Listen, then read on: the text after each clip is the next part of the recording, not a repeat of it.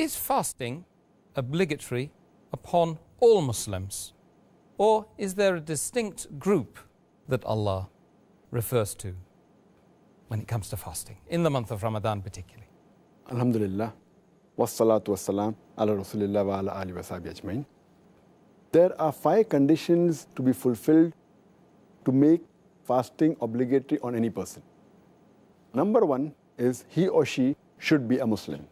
Number 2, the person should be sane. Number 3, he or she should have reached the age of puberty. That means he or she should be an adult. Number 4, the person should be healthy. Number 5, the person should not be in a state of traveling. He or she should be settled. There are additional 4 conditions for a female to be fulfilled. If it's a woman, if it's a lady, if it's a female, there are additional 4 conditions to be fulfilled to make it obligatory on her.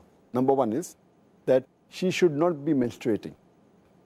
She should not be in a position where she has postnatal bleeding. She should not be breastfeeding, and she should not be pregnant.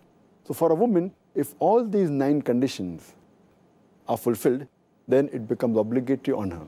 And for the male, only the first 5 conditions have to be fulfilled to make it compulsory for them to fast in the month of Ramadan.